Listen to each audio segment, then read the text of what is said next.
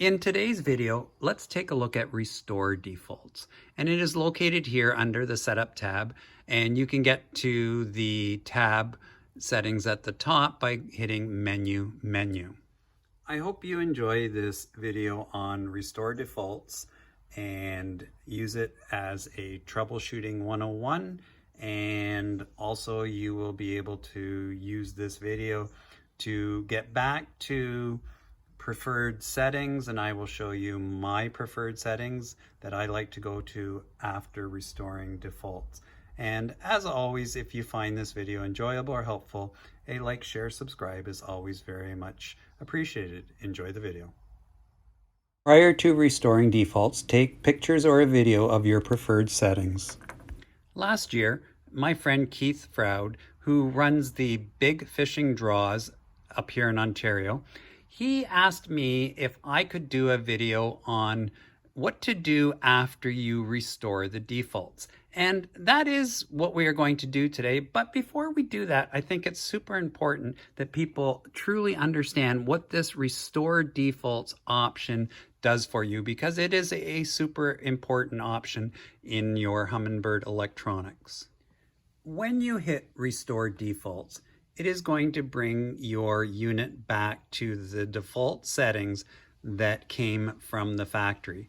And obviously those are settings that the factory deems are going to be most appropriate for most users. And therefore, it's always a good starting point to work with the default settings. Printing off the manual and playing with the different heading tabs and the different options is a great way to learn how to use your units effectively. So for example, if I went through the setup options and I just scrolled down through and I'm just looking at the different ones, and I'm gonna maybe play with an option because I heard something at one point in time. So for example, let's look down at the bottom here and I can see that my sonar is on. Well, I heard someone say that, oh, when you're fishing largemouth in really shallow water, your sonar doesn't need to be on and pinging, it might scare the fish. So I decide I'm going to turn it off. And so now I can see that my sonar heading is off. And let's say that I don't go fishing for 2 or 3 weeks, and the next time I fire up the unit, I have no sonar.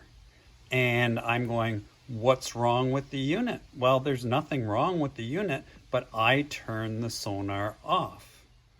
If I am an inexperienced user and I have been overwhelmed by everything that is in the manual and just trying to learn new stuff, and we've all been there with phones, for example, we change a setting and it disrupts the operation of the way it used to work, and therefore we get frustrated and we go, oh, this doesn't work. And so in this case, if this person who turned the sonar off didn't remember that they turned it off, now they're frustrated because their unit doesn't work, and let's say they've spent a lot of money on the unit, and now they go and they post on a forum somewhere that my Humminbird has lost its sonar.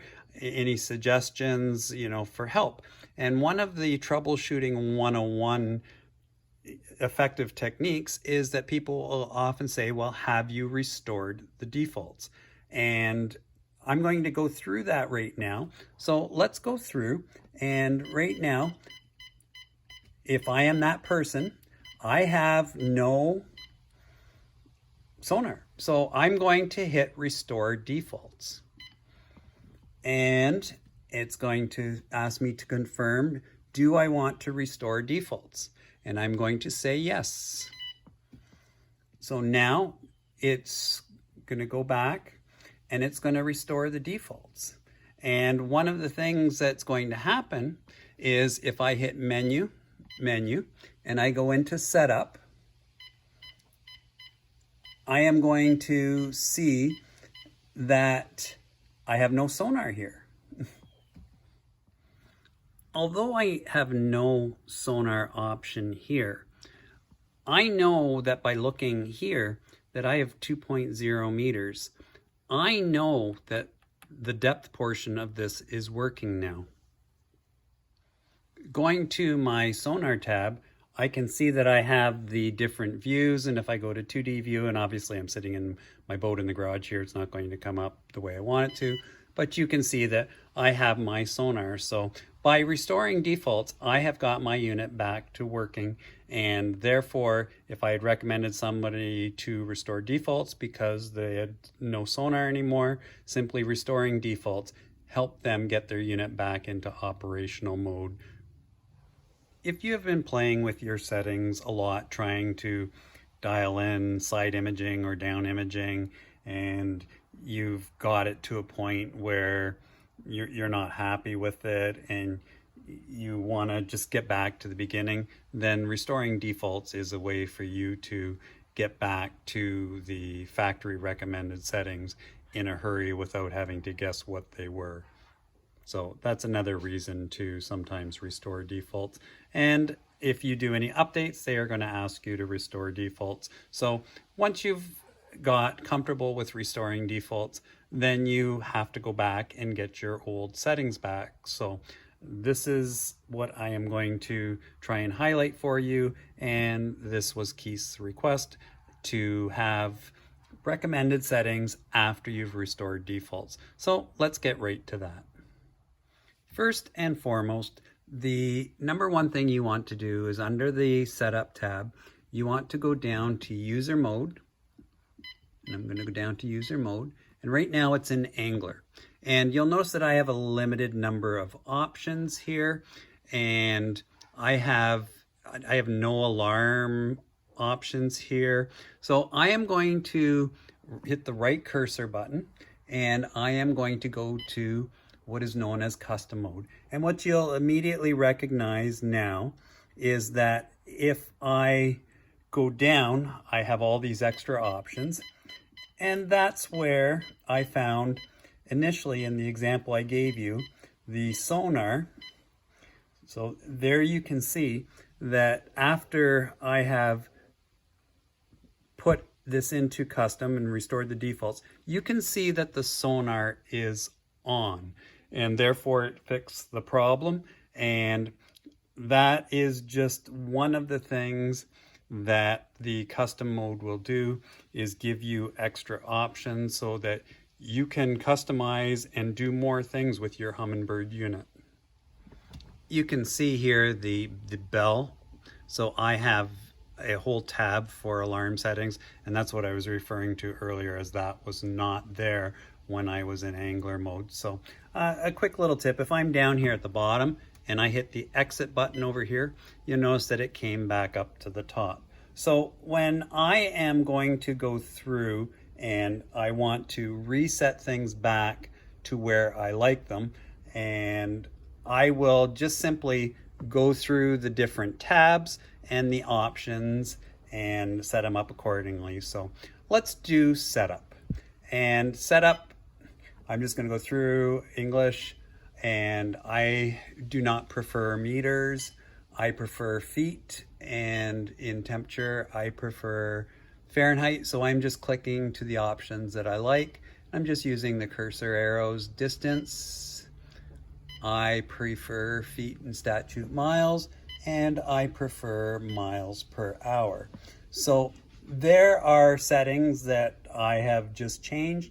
And I'm going to continue on, and I'm going to read my setup options. And I'm going to go down, and I'm going to look at the different options. If my time is off, I may need to change my time. So I can see here, and I know you can't see it, but it says 4:48, and my time is actually 5:48. So I'm going to click, and I'm going to turn my daylight savings time on. And when I do that, I notice that it is at 5:48. So now my time is correct. So I've reset my time. And my last video I did on position format. And I think this is a super important one that most people miss. And I want to change it to standard format. And it is now in the DD degrees, MM period, MMM apostrophe. And that is standard format. And that is going to allow me to communicate with other units such as Garmin, Lowrance, the Navionics app, so that if I needed to share a waypoint with a partner or a friend to either give them a waypoint of where I'm at or to receive a waypoint from them, we are going to be talking the same language, and that's going to allow me to do that. So that position format is a super important one to change, so please make sure you do that. Look for this video on my YouTube channel to find more out about position format. Continuing on down, I'm going to look at the different options, and unless there's something specific that appeals to me, I will just continue through, and I don't see anything else. Sonar, I do one on. Chirp configuration, demonstration, I'm not. Sounds, I could have turned the sounds off if I didn't want to hear that clicking, and some people may prefer that. So that is something that you could do as well by going through after restoring defaults. For those of you that do not want this clicking anymore, you just simply have to go to no sounds, and as I click up, those sounds are gone. Personally, I prefer the sounds on because it allows me to know that I'm clicking through and getting to where I want to go. I almost forgot another option that I change under the setup tab, so here goes. The digital readouts are set at overlay in the default settings, and you can see that they are located here. However, if you prefer more detailed options, then what I like to do is I like to switch it to boxes, and now you can see the boxes over here, and I can get much more specific. I have depth, temperature, the coordinates, the time, the speed, and I have all the voltage, all those different options. So, and those are all customizable, but that could be the source of another video on a different day. Some of you with smaller units and you don't want all this clutter, there is an option of off, and you can see that the overlay data is now turned off. Under the Views tab, I do not generally make any changes. You could go through, as you see, all of these views are visible, and I could change any of these views and I could make them hidden, and therefore it would reduce the number of options to scroll through. But as you'll see in the next video clip, there is a much better way. I mentioned earlier that under the views you can hide views. For example, the bird's eye view, I can take and make that hidden, and that's going to reduce the number of views that I have to scroll through to find the view that I want. However, there is a better way. By exiting out of the menu screen and by pressing and holding the view button, it's going to give me sonar options. So for example, all I have to do is pick whatever I want, and therefore if I wanted the down imaging 2D view, all I have to do is scroll down to it and right click on it, and that view is going to come up. Just like that. I'm in my garage, so it's not going to give a proper reading, but you get the idea. I can also, by pressing and holding the view button, find my system information and chart, which is again the views that you're going to look at most often. So anything associated with a chart view and a sonar view is all going to be included in there as well. So if you didn't understand that method of pressing and holding the view button, it is your quickest and most efficient way to find the view that you would like. I am now up here at the front of my boat, and you can see that my Mega Live with the 1.170 is connected. So this is the specific unit that I use with my Mega Live. You can see that I am under the Accessories tab, and when I go down to the Mega Live setting, and I go down to Mega Live installation, you can see that I have it set at installation depth 3 feet, starboard installation, and I have my AHRS on. After doing a restore to defaults, I always like to check my accessories, And in this case, this is the Mega Live unit, so I'm going to check, and I can see that my pinging is on, and if I had any things adjusted here, maybe I had my interference rejection a little bit higher, then I could change that back, but I wait to do that while I'm on the lake. And I always check my Mega Live installation after doing a restore to defaults, and I want to make sure that I still have the installation depth set, the port starboard installation at starboard, and the AHRS, I like it on pitch and roll. And if it's there, great. If it's not there, then please make sure that you make that adjustment to the Mega Live installation and complete it, because otherwise you could get some of those freezing issues. This is my other Humminbird unit up front, and I mainly use this one for my Mega 360. And similarly to the Mega Live, I want to make sure that after doing a restore to defaults that everything is back to the preset conditions I had prior to doing the restore to defaults. Under the accessories tab, under my Mega 360 settings, I can go on and I can see the different headings here, and I want to pay attention to this navigation on 360 that it is on, because that is going to help me use my waypoints in conjunction with the 360. I generally do not change anything in my network unless I'm looking to do something specific. So I'm just going to scroll on over, and I don't have to scroll through all of these. If I simply hit the right cursor button, you'll notice that it jumped all the way over to the alarm. So that's another little time-saving tip for some of you. The alarms tab here at the top, scrolling down through the options, there's nothing that I choose to change after restoring defaults. Moving to the Sonar tab and scrolling down through the options, looking down here, one of the things that I do like to change is down here, which is the RTS window, which is the real-time sonar window. So let's head on down to that. And there we are. And currently it is off. So after restoring defaults, I like to use either the color A scope or the color full. I do not use the mono, which is another option. So generally speaking, let's say I am going to go to the color full, and that is one of the changes that I will make. Another change that I like to make under the Sonar tab is going to the side imaging range lines. I prefer to have those on, so I will turn those on.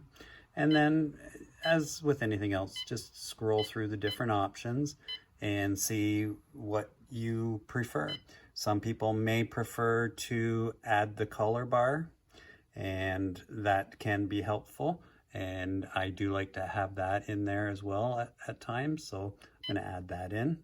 Temperature graph, I don't generally worry about, and that brings me back to the top. So those are the basic changes that I make under the Sonar tab. One of the changes that I will make after restoring defaults under the nav tab is the current track. And the current track I will change for a couple of reasons.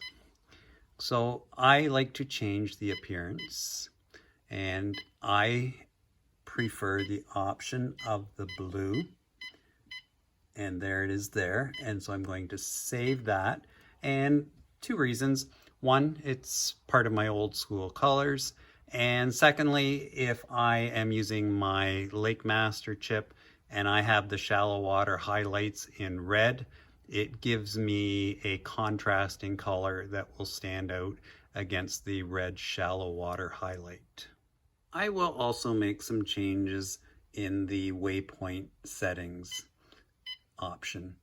So I will right click on that, and you will see that it will come up as the icon category, the default waypoint icon and the new waypoint icon as default. And I like to go down here and I like to change it to select. And what that does is each time I save a waypoint, it forces me to pick an icon to match it. And that way I don't have what I've referred to in other videos as a sea of blue, with the blue default icon here, and you cannot distinguish what each waypoint represents because they're all designated in the blue default icon. So by choosing select and going down and saving it, it is now going to force me to choose an icon each time I mark a waypoint and then I save it. I always try to include more advanced tips for my more experienced Humminbird users. So here's one that I think several of you will find very helpful. Let's stick with the waypoint settings. And let's say on a particular day, I am going out on a lake and I am targeting brush piles in open water. Another day, I might be targeting rock piles in open water. But let's just say for today that I am looking for offshore brush piles. So what I may do is go into my settings, and in this particular case, I do want a default waypoint icon. But as I said, targeting specific structure, I may choose to go back up here and I will reselect what that icon is. So I go through my options. Solix users will have a quicker time of this. You could see I could mark, for example, there's a muskie there. If I was targeting muskie spots, I could mark those with a muskie icon, but let's stick to the brush pile theme. So I know there's a tree and there's a stump. So I will use the stump knowing that it's wood, and then I am going to go down to the bottom here and I am going to save that. And now each time that I find a brush pile out in the middle of the lake and I hit save, instead of it being the blue default icon, it is going to be that wood stump default icon now because I've preset it. And each time I go in and I find a brush pile, I'm going to mark it. And I know, because I will see all these stumps in the middle of the lake, that they are brush piles. So that is a quick time saving tip for Humminbird Helix users. Instead of a stump, I could have chosen a tree to mark the brush piles out in the middle of the lake and set that as my default icon. My next fishing trip will be a trip to Lake Erie for smallmouth bass. And as you will see in the picture after this video clip, I will show you an example of a rock pile in Lake Erie. And I know that you will come across them at different points in time. And I may choose to have my icon as a rock pile symbol. And if I go down here, and I do like that select setting, if I was strictly hunting rock piles, I could leave it as default. But if I know that I'm going to be marking other structure as well as rock piles, then I will leave it on select. And then I will go and I will save that. And then once it's saved, I will have my rock piles as the icon, and it'll be a quick save. And if I find something else, I will just have to choose a different icon and then save it after that. Here's an example of a rock pile from Lake Erie taken using my Mega 360. Moving further down the nav tab, the only other one that I am going to change is the track minimum distance. And in the boat, this doesn't matter a whole lot. But if I was walking and going out ice fishing, then I like to drop this down to probably 5 feet. And it's just going to make the intervals where it's tracking a shorter distance. So therefore, it's a quicker, more efficient reading. Under the chart heading, I may go to my map source to change it depending on whether you're using a Lake Master chip or a Navionics chip. The auto should cover it, but sometimes you do have to manually switch it over. Other than that, the only other thing that I would generally change in here is that there are times that I do prefer the head up option, and some people may prefer the course up option, and that may be something that I change. But once again, that is a personal preference for the user. Under the Humminbird chart option, with a Lake Master chip, I have a lot more options in terms of highlighting different depths and preferences. So for example, if I go down here and I am on a lake which is fairly shallow, let's say, 30 feet on average, then I may want to take this 10 feet and change it to maybe 5 feet or less will be my shallow water highlights. And I can also do another area. So let's say I'm finding the majority of the fish that I am catching, and let's say between 5 and 15 feet. Then I could take this and drop the minimum depth here to 5, and in this case the maximum depth I want to be 15 feet, and that seems to be where the majority of fish are. Well, it's going to highlight those depths and colors so that I can see it. So that is definitely something that I may wish to do under the Humminbird chart options with a Lake Master chip or a map that I've made using Auto Chart Live. Here's a quick example. I just picked a random spot on the Lake Erie shoreline, and you can see the red is highlighted, which was that 5 feet of water or less, and the green is the 5 to 15 feet of water. And just by doing a quick visual of the area, if the majority of fish I were catching were between 5 and 15 feet of water, well, look at this extended spot off of this point, and again there's a shoal out here that has a lot of 5 to 15 feet of water. So by simply choosing the highlights associated with the Lake Master chip, you can eliminate a lot of water in a hurry and also find the key zones very quickly. In this video on Restore Defaults, I hope you have learned the importance of the default settings from the factory. They are a great starting point or a guideline as to how to use your units at the proper settings. Obviously, they are just a guideline, and you need to make sure that you are willing to play with things like sensitivity and contrast to get the best possible images. Restore Defaults can also be a troubleshooting 101, where if you are having difficulty getting things back to the way they, and I use this in quotes, used to work, then by restoring defaults, if you've changed a setting that has affected the operation of your unit, quite often it can get your unit back into the operational mode that you were using prior to making additional changes. Restore Defaults is also something that you need to do when you are doing software updates to your units.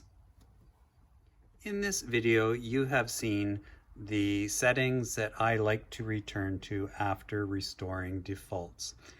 Just because they are my personal preferences does not mean that they are yours. I would love to hear some comments below and see what things you find super important to change after restoring defaults. Any questions or comments are always welcome and appreciated. As always, if you have found this video enjoyable or helpful, a like, share, subscribe is always very much appreciated. Thanks for watching, take care, and bye for now.